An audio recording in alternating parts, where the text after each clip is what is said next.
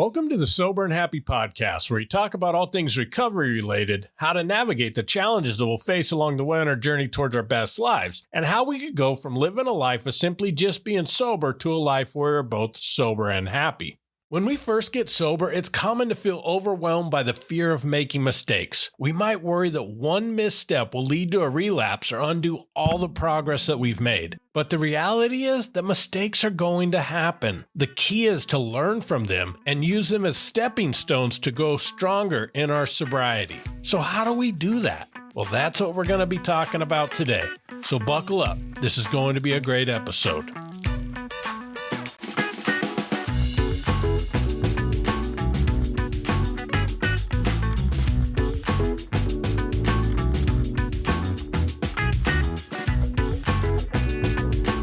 Welcome back. I remember early in my recovery, I often heard the phrase, progress, not perfection. Now, I think that quote is beautiful. It teaches us that we do not need to be perfect. The problem I had was that most people just use that quote as an excuse for doing things that they probably shouldn't do. Do something hurtful to someone? Progress, not perfection. Put yourself in the same environment over and over that always leads to relapse? Progress, not perfection. Now, I'm not criticizing the people who are using this phrase as an excuse for making mistakes because I completely adopted the practice.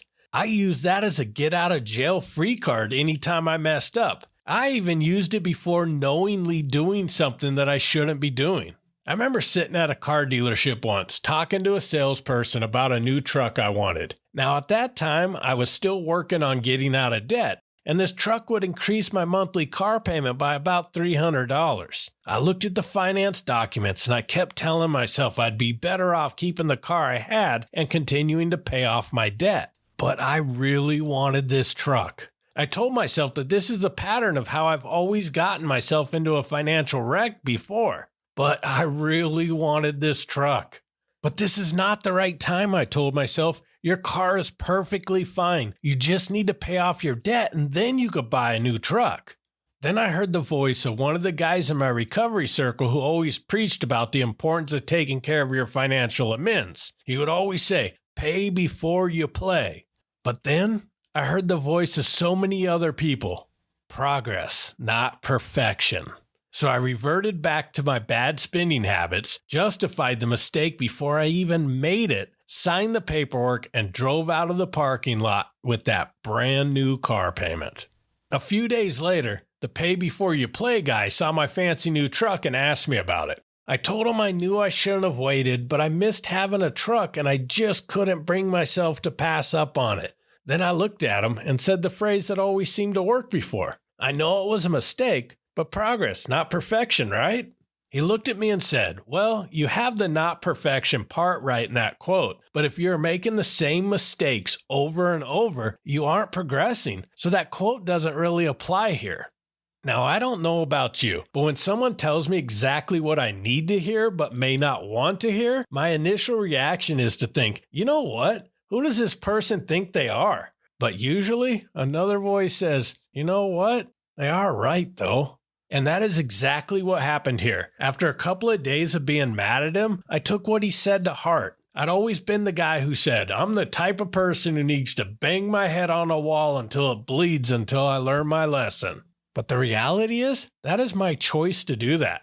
I had developed a pattern of making the same mistake over and over again until it hurt so badly that I only stopped out of pain. Then when the pain wore off, I would start again. This is what I was doing with the truck. When I got sober, I was in financial ruin, but I had been doing pretty good at getting out of debt, and as soon as I had a little extra money each paycheck, I was already looking for how to spend it by acquiring more debt. If you have repeated the process of quitting drinking when it got bad, things getting a little better, then relapse and repeat, you know that pattern all too well. So how do we break out of this pattern? It doesn't mean we eliminate mistakes from our lives. It is about learning from our mistakes.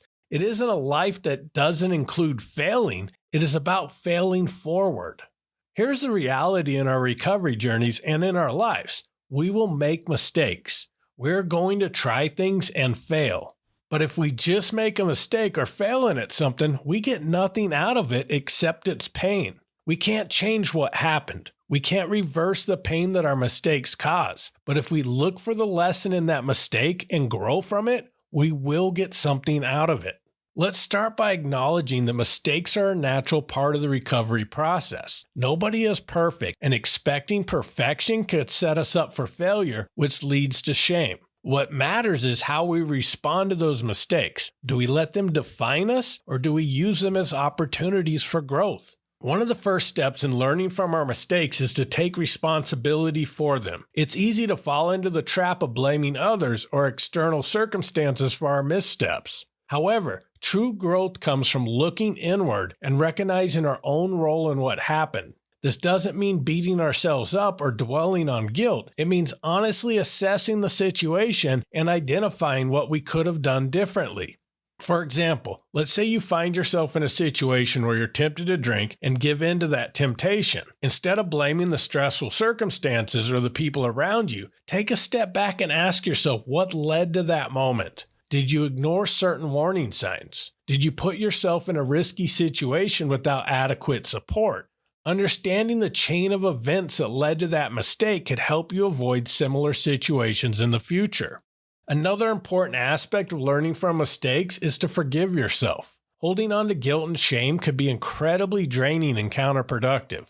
Remember that everyone makes mistakes, and what's important is your commitment to learning from them and doing better next time. Self-forgiveness is a crucial part of healing and moving forward. So we don't beat ourselves up for putting ourselves in that situation the first time. Instead, we look for what we could learn from the situation so that we don't make the same mistake next time. This is how we begin to develop a growth mindset. This means viewing mistakes not as failures, but as opportunities to learn and improve. Adopting a growth mindset makes you more likely to approach challenges with resilience and determination.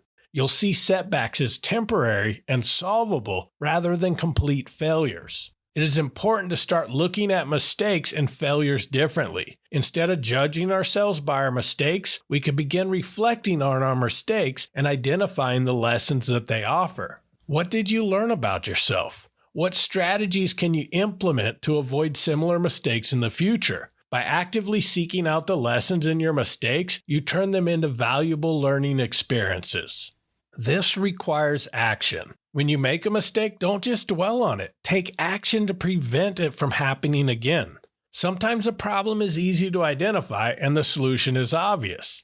If you've always hit that same bar on the way home from work and find that on most days, the temptation of driving by that bar and seeing all your friends' cars in the parking lot is just too much, drive a different way home. But sometimes the solution is harder to accept, so we often find ourselves resistant to it, so we keep justifying our actions. I know one of the hardest things for most of us getting sober is realizing that there are some friends that we're going to have to give up. We find ourselves relapsing every time we hang out with friends who keep pressuring us to just have one. The solution is not to put ourselves in that situation over and over again, but that means moving on from some of our friendships. And I know that's hard. I know how much that sucks.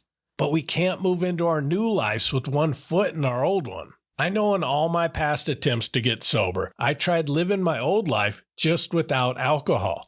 I tried hanging out with the same people and going to the same places just without the alcohol. The problem is the alcohol was not just a part of that life, it was the heart and soul of that life. So I always ended up drinking when I tried to stay in that life. When I got sober this last time, I returned to that behavior pattern. I planned to keep shooting in a pool tournament on Thursday nights at my old bar straight out of rehab.